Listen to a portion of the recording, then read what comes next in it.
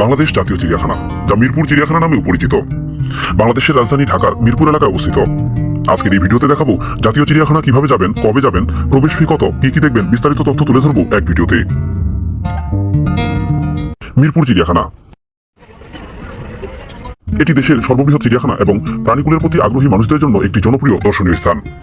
বাংলাদেশের প্রাণী বৈচিত্র্যকে কাছ থেকে দেখার সুযোগ করে দেওয়ার উদ্দেশ্যে এই চিড়িয়াখানা 1974 সালে জনসাধারণের জন্য উন্মুক্ত করা হয়। প্রতিদিনের কর্মব্যস্ততা জীবন থেকে সবাই যখন একটু ভিন্নতা খুঁজতে চায়, তখনই মানুষের ভিড়ে পড়ে এখানে। সবুজের ছোঁয়া আর প্রাণীকুলের সাথে সারাদিনের অদ্ভুত এক আনন্দের আবাসস্থল হলো বাংলাদেশের জাতীয় চিড়িয়াখানা। নির্মল এক আনন্দ এবং অজানার খোঁজে মুখরিত আমাদের এই জাতীয় চিড়িয়াখানা। প্রায় 75 হেক্টর আয়তনের বাংলাদেশ জাতীয় চিড়িয়াখানার মূল আকর্ষণ পৃথিবীর বিখ্যাত রয়্যাল বেঙ্গল টাইগার হলেও এখানে 191 প্রজাতির দেশি বিদেশি 2150টি প্রাণী রয়েছে। জাতীয় চিড়িয়াখানায় কিভাবে যাবেন? চিড়িয়াখানা আসতে হলে আপনাকে প্রথমে মিরপুরে আসতে হবে। সাভার গাবতলী হয়ে আসলে মিরপুর 1 গোল চত্বরে নামবেন। গোল চত্বরের চিড়িয়াখানা রোড থেকে বাস অথবা অটো সিএনজি করে আসতে পারবেন মিরপুর চিড়িয়াখানায়। সেক্ষেত্রে বাস ভাড়া জনপ্রতি 10 টাকা, অটো রিক্সা ভাড়া জনপ্রতি 20 টাকা। জাতীয় চিড়িয়াখানা খোলা ও বন্ধের সময়সূচি।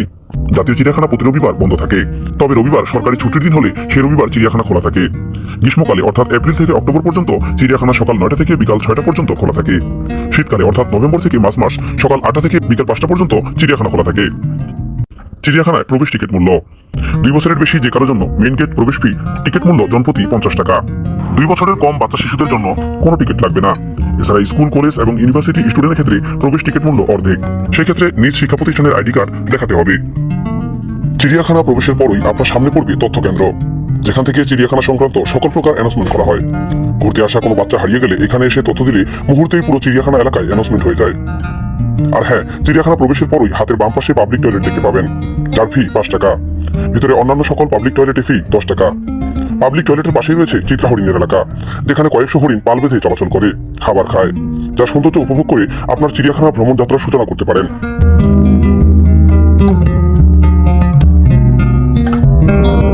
প্রবেশের পর মেন গেট থেকে সামনে একটু হাঁটলেই গোল চত্বর দেখতে পাবেন, যেখানে চিড়িয়াখানা ম্যাপ দেখতে পাবেন।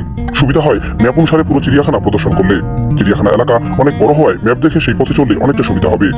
ম্যাপের পিছনে রয়েছে বানরের খাঁচা, যার দুষ্টুমি আপনাকে বিনোদন দেবে। বানরের খাঁচার পাশেই রয়েছে পেলিক্যান বা গগনবের। পেলিক্যান বা গগনবের জলে বসবাসকারী বৃহৎ আকারের পাখি। এরা প্রধানত ধূসর ও সাদা বর্ণের হয়। এদের দেহের দৈর্ঘ্য 1.3 থেকে 1.7 মিটার এবং পাখার দৈর্ঘ্য 2 থেকে 2.3 মিটার পর্যন্ত হয়ে থাকে। এদের শক্ত চ্যাপ্টা বড় ঠোঁটি দেখার মতো, যার নিচের দিকে হালকা বেগুনি রঙের ঝুলন্ত থলি থাকে। এথিলের ভিতরে এরা খাবার জমিয়ে রাখে। এদের 5 ছোট আঙ্গুলগুলো পরস্পরের সাথে চামড়া দিয়ে জোড়া লাগানো থাকে বলে এরা ভালো সাঁতার কাটতে পারে। পেলিক্যানের পিছনেই দেখতে পাবেন সজারুর খাঁচা। সজারু এদের নাক ও মুখ ঘন লোমে আবৃত। শরীরের সম্মুখভাগ, অঙ্গ প্রত্যঙ্গ ও পেটের দিকে লোমের সাথে ছোট ছোট কাঁটা রয়েছে। পিঠ ও লেজের দিকে কাঁটাগুলো লম্বা হয়। সবচেয়ে বড় কাঁটার দৈর্ঘ্য 30 সেন্টিমিটার। লেজের কাঁটাগুলো ব্রাশের মতো সজ্জিত। এই কাঁটাগুলো লোমের সর্বোচ্চ পরিবর্তিত রূপ। এর দ্বারা প্রাণীটি আত্মরক্ষা করে। দিনের বেলায় এরা মাটির গর্তে লুকিয়ে থাকে, রাত্রিবেলা চলাফেরা ও আহার করে। এরা নিশাচর প্রাণী। ইমু পাখি। ইমু পাখি উচ্চতার মানদণ্ডে বিশ্বের দ্বিতীয় বৃহত্তম পাখি। ইমু পাখি উড়তে পারে না। নরম পালকযুক্ত এই পাখির পা, গলা লম্বা। এদের উচ্চতা 3 থেকে 4 ফুট। দৈহিক ওজন হয় 30 থেকে 60 কেজি। স্ত্রী পাখি পুরুষ পাখি হতে আকারে সামান্য বড় হয়। ইমুর গায়ের পালকের বর্ণ ধূসর। শক্তিশালী পায়ের নখ দিয়ে এরা আত্মরক্ষা করে। দৌড়ের ক্ষেত্রে এরা উট পাখির চেয়ে কম যায় না। স্বল্প পানিতে সাঁতার কাটা ও গোসল করায় অভ্যস্ত। সাদা ময়ূর। এটি মূলত নীল ময়ূরের জিনগত মিউটেশনের কারণে সাদা রঙের হয়। এই পাখি বন্য ও আবদ্ধ অবস্থায় পাওয়া যায়। মাটিতে বাসা বাঁধে কিন্তু গাছে বিশ্রাম নেয়। পুরুষ পাখি লম্বা লেজ বিশিষ্ট। এদের সমস্ত শরীর সাদা রঙের হয়। ময়ূর সর্বভূক প্রাণী। উট পাখি। পাখি হওয়া সত্ত্বেও এরা উঠতে পারে না। পুরুষ পাখি আকারে বড় এবং এদের গায়ের রং কালো। স্ত্রী পাখিগুলো ধূসর বর্ণের। এদের দৈহিক ওজন 80 থেকে 120 কেজি। এরা ঘন্টায় 70 কিলোমিটার পর্যন্ত দৌড়াতে পারে। আত্মরক্ষার ক্ষেত্রে উট পাখি হিংস্র প্রকৃতির। মাংস উৎপাদনের জন্য এরা দিন দিন জনপ্রিয় হয়ে উঠছে।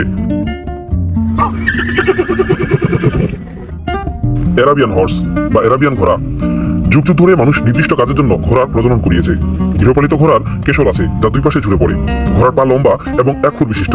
এদের পা হালকা এবং দৌড়ানোর সময় সহজেই ভাঁজ করতে পারে। একটি ঘোড়া প্রায় 50 কিলোমিটার বেগে দৌড়াতে পারে এবং প্রচুর প্রাণশক্তি আছে। ঘোড়ার দৃষ্টি খুবই তীক্ষ্ণ এবং চতুর্দিকে নিজের বিপদ আঁচ করতে পারে ও দেখতে পারে। এদের শ্রবণ শক্তি ও ঘ্রাণ শক্তি ভালো।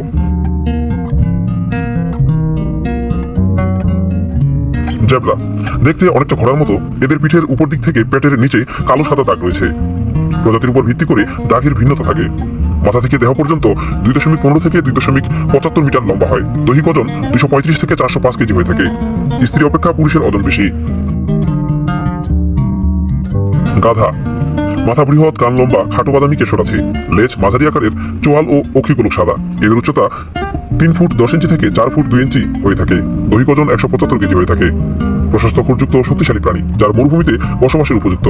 এরা খাদ্য ও পানির জন্য অনেক দূর পর্যন্ত ভ্রমণ করতে পারে। ঘোড়া পরিবারের মধ্যে গাধা সবচেয়ে ছোট একটি প্রাণী।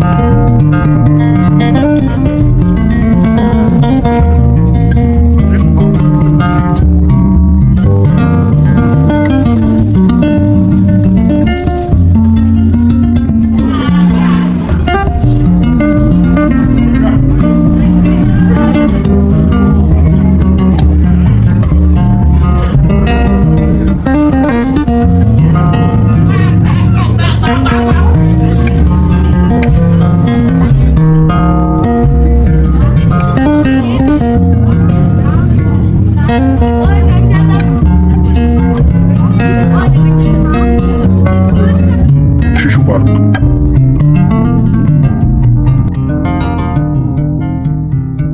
চিড়িয়াখানার অভ্যন্তরে ছোট বাচ্চা শিশুদের চিত্ত বিনোদনের জন্য রয়েছে শিশু পার্ক।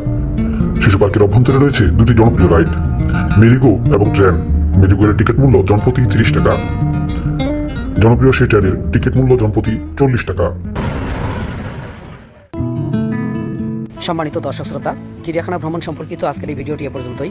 সমগ্র চিড়িয়াখানা সম্পর্কে বিস্তারিত তথ্য পরিপূর্ণভাবে তুলে ধরতে গেলে ভিডিওটি অনেক দীর্ঘায়িত হবে, তাই মেইন টপিকসগুলো তুলে ধরার চেষ্টা করলাম আজকের এই ভিডিওতে। চিড়িয়াখানা সম্পর্কিত আমাদের আজকের এই ভিডিওটি ভালো লাগলে চ্যানেলটি সাবস্ক্রাইব করে ভিডিওতে লাইক দিয়ে কমেন্ট করে পাশেই থাকুন। ধন্যবাদ। আল্লাহ হাফেজ।